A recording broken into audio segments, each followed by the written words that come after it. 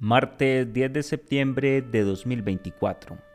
Sean bienvenidos, queridos hermanos, a este encuentro con la palabra de Dios. Les invito para que nos pongamos en la presencia del Señor, en el nombre del Padre, del Hijo y del Espíritu Santo. Amén. Pidamos la fuerza y el poder del Espíritu Santo. Oh Espíritu Santo, amor del Padre y del Hijo, inspírame siempre lo que debo pensar, lo que debo decir, cómo debo decirlo, lo que debo callar, cómo debo actuar, lo que debo hacer para gloria de Dios, bien de las almas y mi propia santificación.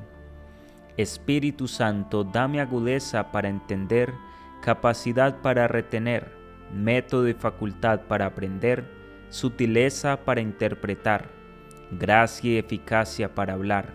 Dame acierto al empezar, dirección al progresar y perfección al acabar. Amén. Espíritu Santo, ilumínanos y santifícanos. Con mucha alegría les comparto la lectura del día de hoy. La primera es tomada de la primera carta del apóstol San Pablo a los Corintios, capítulo 6, versos del 1 al 11.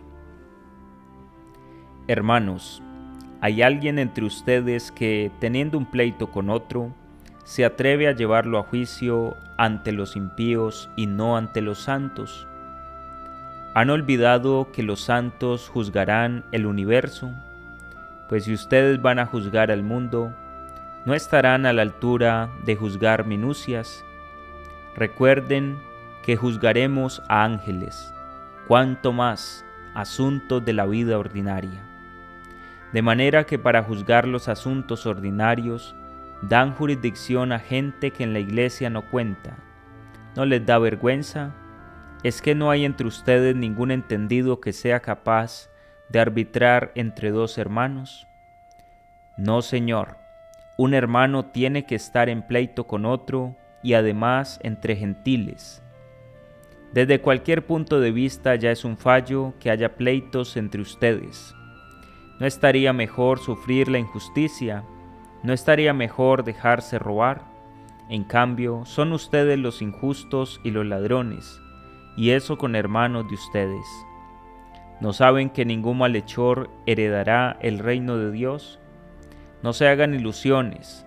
Los inmorales, idólatras, adúlteros, lujuriosos, invertidos, ladrones, codiciosos, borrachos, difamadores o estafadores no heredarán el reino de Dios.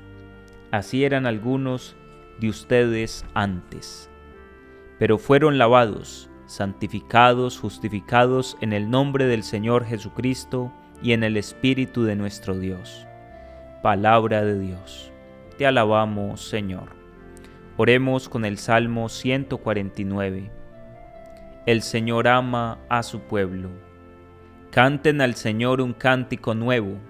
Resuene su alabanza en la asamblea de los fieles. Que se alegre Israel por su Creador, los hijos de Sión por su Rey. Alaben su nombre con danzas, cántenle con tambores y cítaras, porque el Señor ama a su pueblo y adorna con la victoria a los humildes.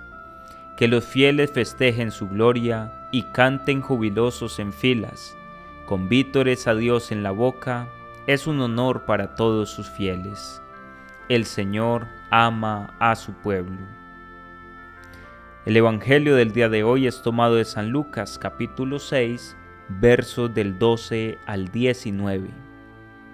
En aquellos días Jesús salió al monte a orar y pasó la noche orando a Dios. Cuando se hizo de día, llamó a sus discípulos, escogió de entre ellos a 12, a los que también nombró apóstoles: Simón, al que puso de nombre Pedro, y Andrés su hermano, Santiago, Juan, Felipe, Bartolomé, Mateo, Tomás, Santiago el de Alfeo, Simón llamado el Celote, Judas el de Santiago y Judas Iscariote, que fue el traidor. Después de bajar con ellos, se paró en una llanura con un grupo grande de discípulos y una gran muchedumbre del pueblo, procedente de toda Judea, de Jerusalén y de la costa de Tiro y de Sidón. venían a oírlo y a que los curara de sus enfermedades. Los atormentados por espíritus inmundos quedaban curados, y toda la gente trataba de tocarlo, porque salía de él una fuerza que curaba a todos. Palabra del Señor. Gloria a ti, Señor Jesús. Te damos gracias, oh Dios, por el don de tu palabra, con la cual nos alimentas en este día. Queridos hermanos, en la primera lectura el apóstol Pablo pregunta cómo es posible que un hermano lleve a otro a juicio delante de un impío, es decir, delante de alguien que no tiene nada que ver con la fe, ni con Dios, ni con el cristianismo, ni con ningún asunto de estos, sino que tiene que ver más es con las cosas del mundo. Y qué importante, queridos hermanos, lo que dice el apóstol, que acaso han olvidado que los santos juzgarán al universo. Esto nos debe llevar a hacer una reflexión profunda y quizás un replanteamiento de cómo es que nosotros estamos solucionando los problemas, porque es necesario que en algunas ocasiones haya un árbitro. Hay situaciones familiares que se deberían de solucionar por las buenas, pero es tan lamentable cuando uno se da cuenta de que un hermano está peleando con otro y lo demanda y lo manda a un juzgado delante de un juez por el tema de una herencia o porque no se pusieron de acuerdo en algo. Ese tipo de cosas son muy lamentables y suceden y siguen sucediendo mientras nosotros no le demos la primacía en nuestro corazón a la palabra de Dios y no nos abramos en este sentido cristiano de acoger al otro desde la caridad y de tener la humildad para arreglar por las buenas. Dice el apóstol que desde cualquier punto de vista ya es un fallo que hayan peleas entre ustedes, entre cristianos.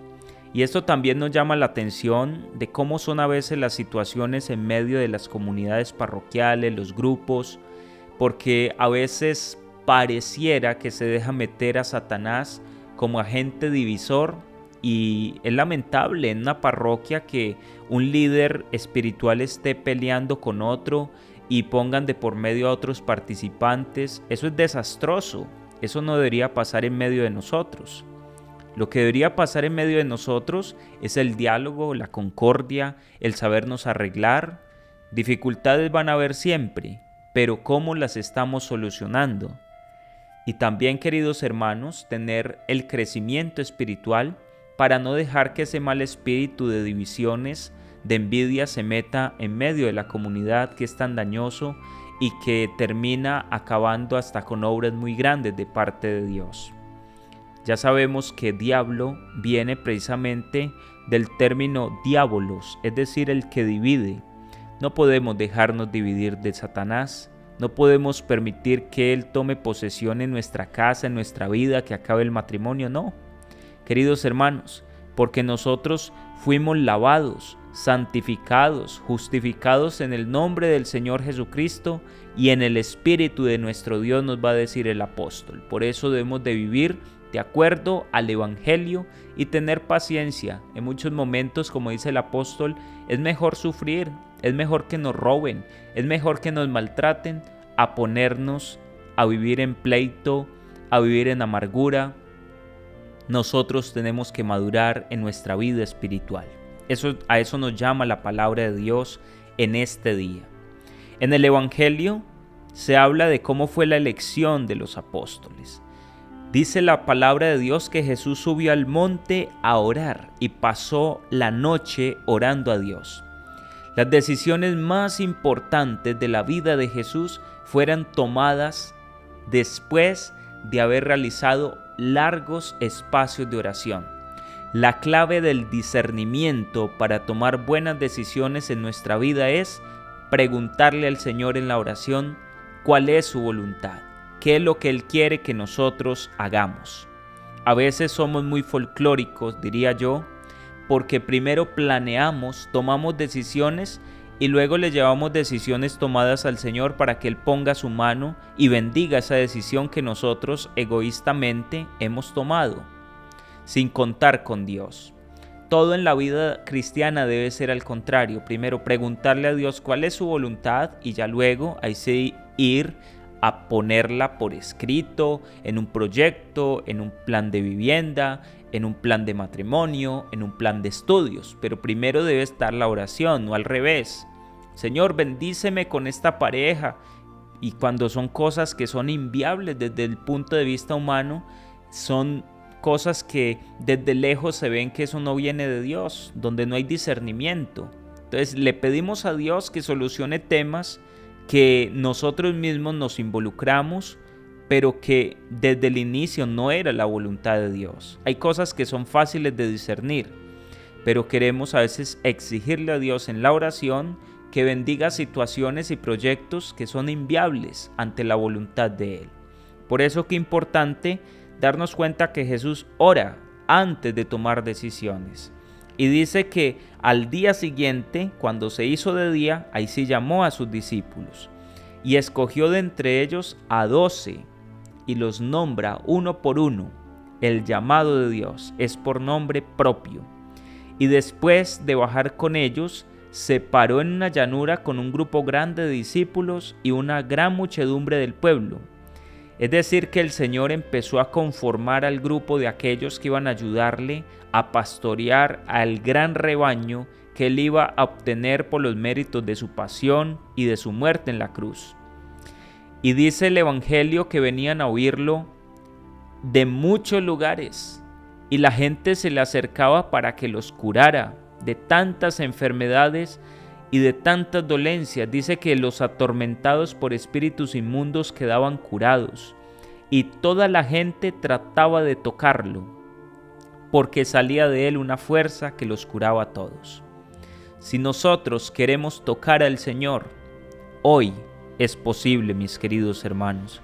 Tocamos al Señor en la Eucaristía, tocamos al Señor en la adoración, tocamos al Señor en la oración, tocamos al Señor en los pobres, tocamos al Señor en los necesitados. Hay tantas maneras de tocar al Señor. Yo te invito que si tú quieres ser sanado, acércate a tocar al Señor, acércate a comulgar, acércate a adorarlo, saca tiempo para Dios, saca tiempo para verlo en los pobres y en los marginados. Que Dios les bendiga y les guarde, mis queridos hermanos, en este día, en el nombre del Padre, del Hijo y del Espíritu Santo. Amén. Feliz día en el amor de Dios.